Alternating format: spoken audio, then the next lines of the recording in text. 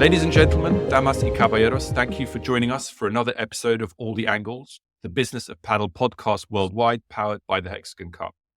This week, our objective is to give you, our audience, a unique insight into Premier Padel, understanding its status, its vision, and its commercial realities. I'm joined this episode by Rob Mitchell and David Serrahima. We couldn't have two more high-profile and knowledgeable people talking about the journey that Premier Padel has been on up till now and what it's got lying ahead of it.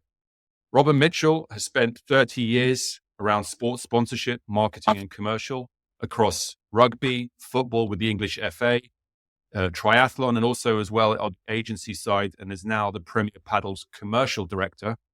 David Serrahima has another 20 years at Octagon before he joined Premier Padel, but he also has tremendous marketing and sales experience across his career through tennis and golf, amongst other sports. Thank you both for joining us.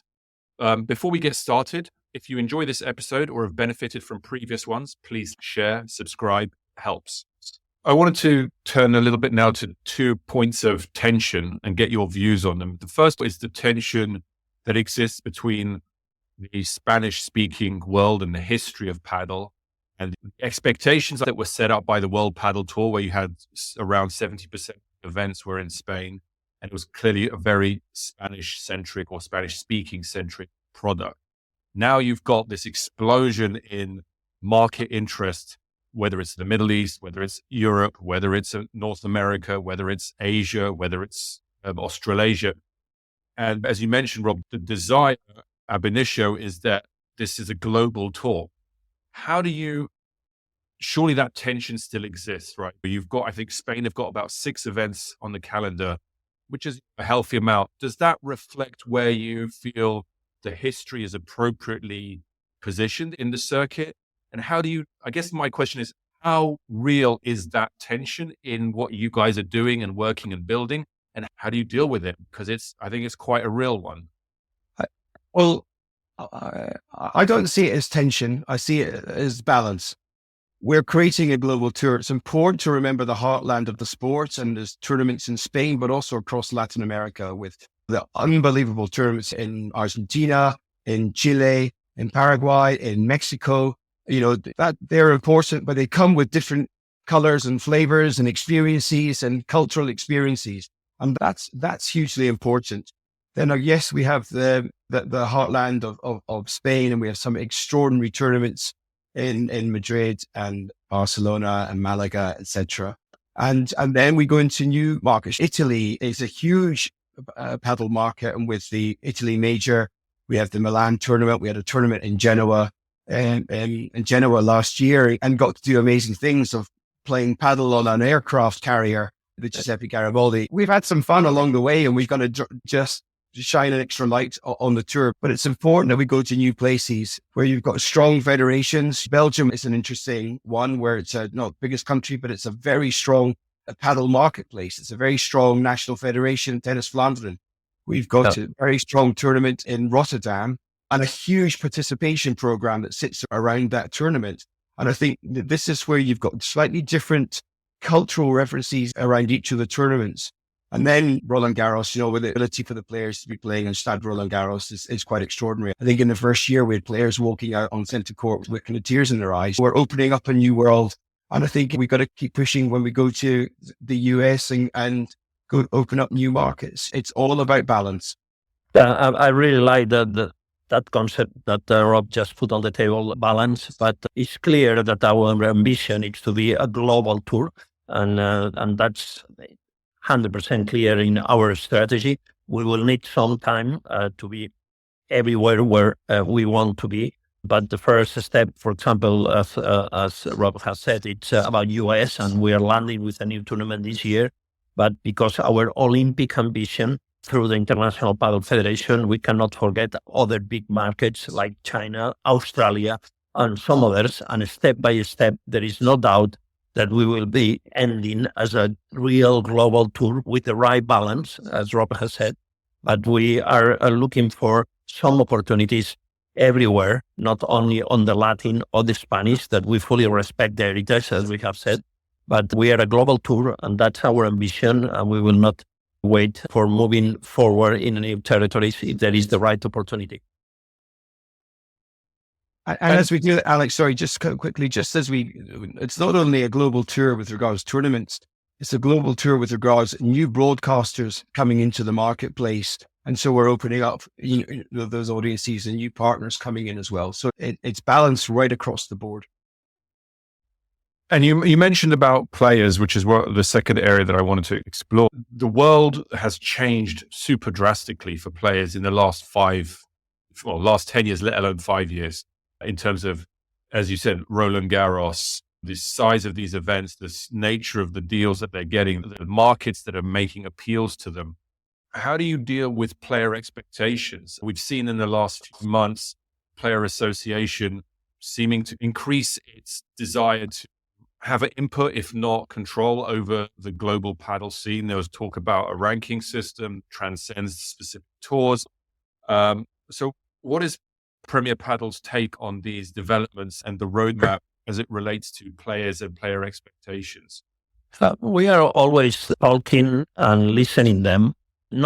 Sometimes it's not in a formal room, in a formal meeting, but we are all together traveling around during 25 tournaments during the year. And there are a lot of conversations going on daily basis. And I promise you that we are listening carefully every single conversation, but it's also true that we are having more formal meetings with them in order to make decisions together and to get open debate about rules and draw sides and calendars and other topics. But it's not only about the players. There are all the other stakeholders that are around, like the promoters, like the sponsors, like the TVs that are also being part of those conversations. And sometimes someone has to make the decision. And that's Premier Padel. This is more a commercial aspect. FIP, if it's a more sportive side, but we are full committed to work together with players and associations. And also, it's fair to say that also they internally have some different views sometimes, because the top 10, they have a view, the top 100, they have a different view, and we need to mix all these different views and interested in a decision that sometimes it's made by, as said, FIP or Premier, depending on the topic. But we are close to them, and we want to be more close to them, because we feel that the players, as we said, it's the heart of the project from day one, but also promoters and other stakeholders that they have to be part of the conversation. Just to build on that point, David, obviously you've got the PPA, the IPPA. Those are kind of player associations, separate entities. You've got Premier Padel. In tennis, you have a very different model. You've got players a part of the membership of the ATP. You've got a player council that is within that structure, even though you've got now this kind of PTPA. So it's a bit messier, but I guess what I'm trying to get a sense of is what formal and informal avenues are used by the players to communicate, because press releases from the Players Association, tweets from players are notoriously, I speak from personal experience, difficult to shepherd into a unity, let alone through a channel. It's very difficult for players. If you have this concerns, here's your hotline or here's your email, or they always want more opportunities, or they want to speak to someone more senior. Or how do the players, how do they get their point across to you in the best and most constructive way?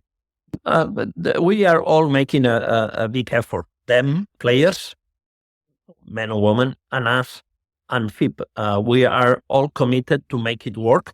And sometimes, as I said, we are talking just in a tournament in an informal way, but we also have created a committee that are meeting in a formal way for talking about specific agendas. And we are in a learning process, the three of us, the associations, FIP and Premier, how to build that relationship.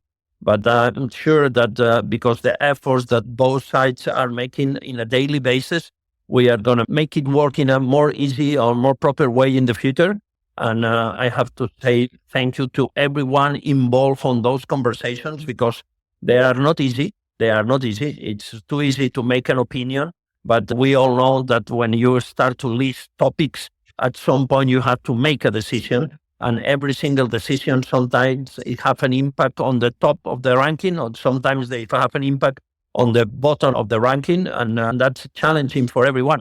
I've been talking with some of the players that now they are part of this committee. And when they have to make a decision, now they are feeling the pressure what it means to make a decision and then to go back to the group and defend what they have been discussing. And it's challenging for them and it's challenging for us.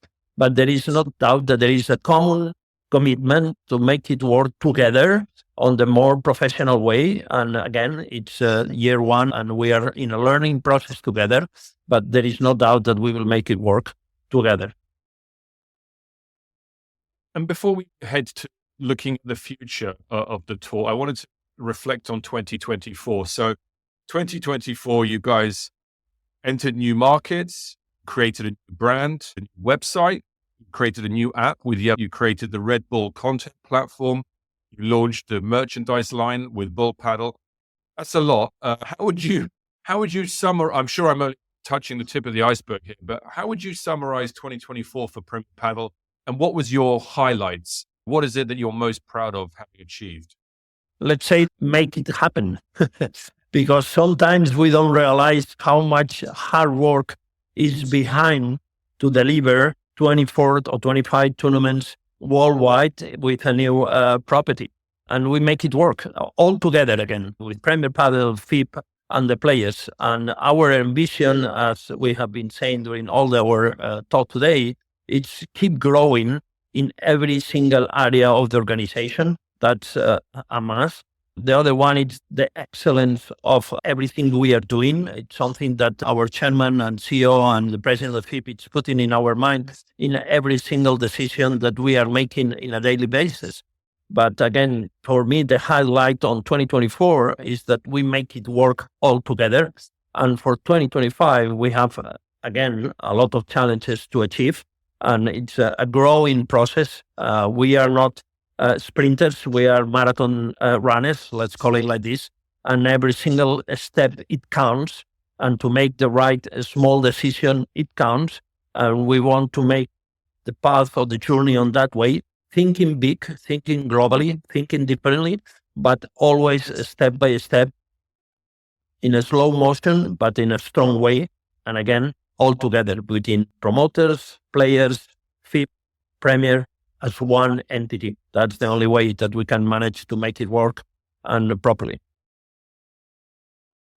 Rob? I don't quite know where to start, but reflecting on 2024, it really was quite an extraordinary year. And you know, in some parts, it's quite overwhelming when we reflect on what actually has been achieved in the last year, but it's hugely uplifting as well. From the tournaments in new markets, in different situations, to new partners coming on board, to new broadcasters coming on board, to new digital products. When we look at certainly the last 6 months of the year with those tournaments for the crowds, just got bigger and bigger. We had exceptional crowds in Madrid, as you would expect. But then if you think about Dubai and the full house in the final stages in Dubai, it was just extraordinary. And there's some amazing drone footage of these shots. But we've been to quite extraordinary venues, different countries, had different experiences. And I think not just the tournaments, but we've had unbelievable kind of exhibition events with Formula One drivers. We've had our media event at the Grand Egyptian Museum, which isn't even open yet. And playing in front of the pyramids of Giza. But really it was just taking the tour to a different level. We've got new partnerships and by then opening up new audiences with them. And at the heart of all of this, Alex, I think what's probably the most rewarding is just the relationships that have been forged in a very short space of time. It's not always perfect, but I believe we've got strong relationships across the whole ecosystem where we can have the conversations with promoters, with broadcasters, with partners, with players, and engage fans as well. I think that's a pretty rewarding piece. And I think the final bit is, I mentioned it was kind of year one last year. Actually, we've talked about last year being year zero, really just us getting going. And this year, as we now we're on the eve of the new season. We'll be back in Riyadh in 2 weeks' time. And it's extraordinary to see the preparation from our promoter in Riyadh compared to a year ago, and how we support them as well. And it's been really robust, really strong working relationships building up under review sessions after tournaments. So it's brilliant. We're trying to share best practice from across the tour as well. We're already on to Gijón, we're on to Cancun, Miami, Santiago. We're already way ahead of where we have been in the past. Yeah, actually, this week we have people in Cancun, in Chile, and Buenos Aires, and some leaving to Riyadh. Yeah. So now I think I wanted to turn to the future. So 2025, I think if you were to ask most people what grabbed the headlines about Premier Padel's plans for 2025, it's probably the Miami addition to the calendar.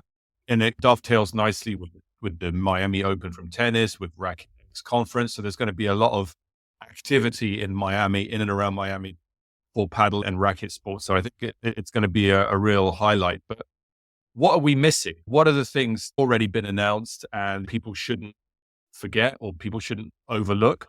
Or is there anything else that you've got in the pipeline for 2025 that you think it's really worth people staying tuned for and really paying attention to, because it's going to be a key marker for how the Premier Padel grows?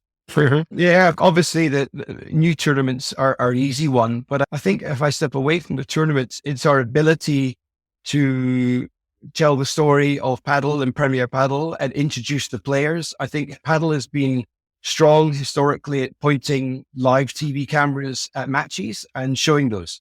Now we need to tell the story of the players. We created our first kind of Paddle Live series of episodes last year. There's 4 more about to release, and there's another 12 in the hopper to be made through this year. And that's just one element of where we can start to tell the stories of what is going on behind the scenes in paddle, because in other sports, people know who the stars are. People, even if they're not a football fan, they know who Cristiano Ronaldo is. They know who Rafa Nadal is, but we need to tell the stories of the players as well as the overall tour and drive that connection with fans. Yeah. I would say that we are not looking for a wow in 2025. Let's call it like this. We still need to be working on the most professional way, on operational excellence. That's a must for 2025, integrating in our structure, innovating. That's something that we are looking for, especially on TV, on digital, and we're trying to add innovation on all the TV product, and something that we are going to test shortly in Riyadh on how we made the TV ceremony in a different way. Always working on the global visibility as a brand. That's something that we still need to make some homework. We need a Premier Padel as a brand, most well known, and why we are here. We need to explain our history to everyone. Data is something that we are working with, and we have put Nick on front of the digital area to work on that territory in a strong on a transfer role that I think it's very important for everyone. And then the Olympic pathway, it's always there, and it's something that together with FIP we need to keep working together. And finally, the team. We need to finalize all the team and the new hirings that we want to add to the team to be able to deliver what it's expected from us. It's small things, but in the end, it has a strong impact in the future for sure. And we need to consolidate what we are bringing in the year 0 and the year 1. But again, on this marathon mindset, every one small step, it counts, and it needs to make the right decision by one. And I wanted to talk about Red Bull for a second. I know it's a bit abrupt, but Red Bull is a big deal. I think by any definition, by any sport, by any entertainment product, having Red Bull involved is a serious before and after moment. So I just wanted to get a sense of that relationship. It created a stir. I think we can all say safely that's what happened, but can you tell us a little bit more about how it came about and what it now includes? And ultimately, why are they so excited about paddle and Premier Padel? Yeah, sure. It is an extraordinary partnership. The more we have conversations with them, the more we understand about the group and the network, and more opportunities become available to us. But if I could back up really from the early days of Premier Padel and part of the media rights conversations, the team at Pitch International having a conversation with Red Bull TV. And over the course of, the the first 2 years, we developed this partnership, which evolved originally from being a media rights agreement to something far more kind of complex, media rights, production and sponsorship to it as well. On the media rights side, we're streaming live the quarterfinals to finals of all the tournaments. Red Bull TV is available for free to download and access without subscription in over 130 countries. We have created highlights programming, which is now being consumed in different ways by different markets. So we see that USA and Brazil are two of the top markets for highlights, whereas the top markets for live on Red Bull TV will be Spain, Argentina, and Italy. It's really interesting to start to understand these dynamics as we move forward. But then we then understand how do we work with the Red Bull network and the media network that they have. The platform is available through Samsung TV and LG and Roku, etc. There are 8 playgrounds that they have. How do we cross-collaborate across the playgrounds? How do we work with their new media technology teams to create graphics, to create new games, to create new ways of engaging fans as we move forward? They obviously have a history working with athletes, with Ali Galland, Juan Lebron, and Albert Gonzalez. So how do we then bring on more players into telling the story of Padel and Premier Padel rather than just Red Bull sponsored athletes? And I think that's one of our challenges is we've got work with the players to do to explain how Red Bull TV is effectively Premier Padel TV as well. And it's there for everyone. And we're creating programming with Padel Life. All of these are massive, massive accelerators that if we tried to do all of this ourselves, we just wouldn't have been able to be as far on as we are. And we're only really getting started. And that's the really exciting thing. We're only just getting started. We're obviously, as we enter the US, we have the tournament in Miami. The US is a big deal for Red Bull TV. They have a big out-of-home network with atmosphere of 100 million homes. We have all these opportunities to open up. And then on the sponsorship side, they have some assets that sit in around the tournaments, but that helps them create some content. So they have a moment out of the court and really trying to elevate, show the skill to the community, to paddle fans and to new people entering the sport about these incredible points where people are running out the courts, etc. We have some voting as well, which we trialed during the finals, and with no trailing or marketing, we had 18,000 votes around some of the out the court moments. And so there's a lot of fun there. We're just getting started on all of these things. And another thing that Red Bull have is their Red Bull content pool. And that almost acts as a kind of proxy press office for us as well, where we've got Reuters and all the key media operators around the world who are accessing the Red Bull content pool to access archive, press coverage, photography. So that helps us, again, extend the reach of the tour, which just wouldn't be possible if we tried to do all the heavy lifting ourselves. Yeah. So it's a big accelerator and a really exciting time for us. It's a very good partnership. Rob has been, let's say, defending during his speech, but I really love the partnership with Red Bull. And I used to say that the best way to evaluate or to rank property, it depends on which type of partnerships and partners they have engaged. And to Premier Padel being engaged with Red Bull is a clear message to the marketplace that it's a good property to work with, and that it helps us a lot to get credibility of what we are doing in the marketplace. As much brands as Qatar Airways or Red Bull we have on board, it means that more credibility we have on the marketplace and our offering is the right one to be engaged. And obviously, Red Bull is one of the top brands in the sports marketing territory, and getting them on board, it helps us and support us a lot when we are in the marketplace selling our property. And I think we want an extra point on the Red Bull piece. It's a global deal working with the global office out of Salzburg, but we're engaging with all the local markets. Yeah. At each round the tournaments, we kind of bring in the local markets with the global team working with the promoter to help promote, to drive engagement, to bring DJs, to bring live entertainment acts in and around those tournaments. We had 39 Red Bull markets localized activity through last season. And that's quite extraordinary when you stand to think about it. And we had 25 local markets translate into their local languages as well. There's a high level engagement, even though we're just getting started on these things. And we have to continually just educate the market, not only the players and promoters, our partners, but also the fans as to where to go and discover, make it easier to discover coverage as well, and how we're building value, not only for Red Bull, but for the whole tour through the partnership. Also the agents. So we're coming towards the end. I've got a few more questions. We're recording this right at the end of January. So Reserve Cup was last week. This week, we're at the start of the Hexagon Cup. Premier Padel doesn't live in a vacuum, even though World Padel Tour is acquired. There's A1 Padel, there's other exhibitions, there's the PPL. This is a very multi-calendar, multi-pronged environment and ecosystem in terms of highlights for padel players and professionals. I guess the question for me is, what did you think is necessary for there to be more synergy rather than tension between these different entities, these different organizations, these different events, these different circuits? Obviously, the players get to pick and choose and dot around, and there are advantages and disadvantages to each of these types of events, whether it's an exhibition or whether it's a professional tour. How do you, as Premier Padel, see this working at its optimal? I would say that actually, and you are totally right, there are different products on the marketplace. Reserve, it's a product itself. Hexagon Cup, it's another product. They are both offering a different type of competition, and that's fine, and we are comfortable with that.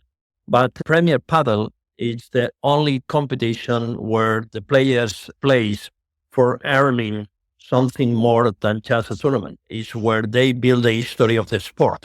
Is where they are fighting for being the number one player in the world. And it changes totally the proposal that we are putting on the plate. Premier Padel is where the best players on the world are playing every single week or 25 times for being the number one player in the world. And thanks to that, they are making the history of the sport and being part of the history of the sport. And also because our joint venture of our partnership with FIP, they are also participating in the World Cup, and the Teams World Cup and the Pairs World Cup. That again, there are two magnificent tournaments that they are helping them to be part of the history of the sport. Finally, we also managed to be an Olympic sport, that there is no doubt that we are going to keep focused on that one. Our proposal as Premier Padel, as FIP, it's another type of the best of the best. And that's why we always think that it's fine that there are other events around, no problem at all. And that's part of our initial thought when we were back in 2021 in Doha during the World Cup. But our proposal, it's totally different than the others. And we are happy to make it work together and to find at some point synergies. But Premier Padel is where the players make history. That's clear, because it's where they can be number one on the ranking. And that makes totally the difference, in my view.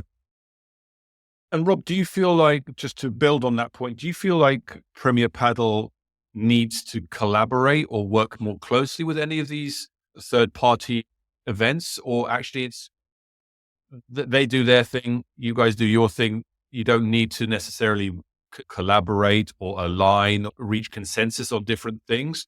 And I guess linked to that is there any concern about an understanding that these weeks of Premier Padel, we shouldn't be involved in those weeks? Do you foresee a time where that might not be the case, where people start competing with Premier Padel in their weeks? I don't know, a Chinese tour appears and says, you know what, we'll do a separate tour, but we're not going to respect your weeks, and may the best tour win. We're in a world where that doesn't necessarily exist today. Is that something that you're concerned about going forward? Well, there's quite a few things there. Look, I think at the heart of Premier Padel, when we set out the project, was collaboration. From QSI to Premier Padel to the International Federation to the Players Associations. And then when you then take that forward with the players, promoters, partners, broadcasters, that's important. And as we look at, yes, there's other properties in the marketplace.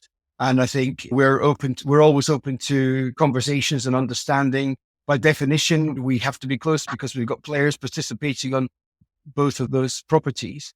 Some of those are pre-season properties, some of those are warm-ups, and then the tour will kick off in the next few weeks. And as David has already mentioned, this is the spine of the Premier Padel calendar of the season, where there's fit ranking points available throughout the season.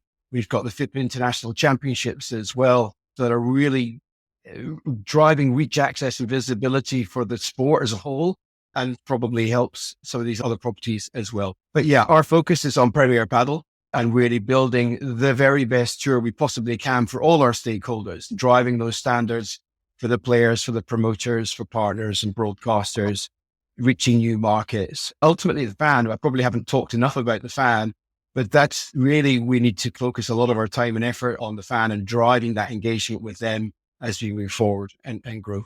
So that's occupying our time. And so what help does Premier Padel need? So my broader question is, what needs to happen internally and externally to really help Premier Padel achieve the vision for this sport globally? This is almost like a call to action for suppliers and collaborators. What more can sponsors, broadcasters, what do you think outside world can do to help Premier Padel really go to that next level, to that next phase of maturity and recognition and clout? Obviously, the more conversations we can have, the more we want to be telling the story of Premier Padel. We want to be having more brand conversations, broadcaster conversations, promoter conversations, which open up new tournaments, countries, markets, opportunities. There's new use of technology. How do we enhance the broadcast product, graphics, data? How do we create the betting operation as well? How do we do that with all the right governance that's in place? So we have all of these component parts. We've got much to do. We're only really getting started, and it's quite easy to forget that we're 3 years old, if that, but the tour, we've had our first full year, or year zero, as I said. We are not complacent. We're very restless to drive that growth, but we also need a degree of patience as well to make sure we get it right. Internally, we have been talking a lot on how we are building, how we are working, the processes, the team, etc. But if I think externally, I would like to make us an effort to better explain to everyone why we are here, why Premier Padel is in the marketplace, and what it's our offering to every single stakeholder on the sports territory.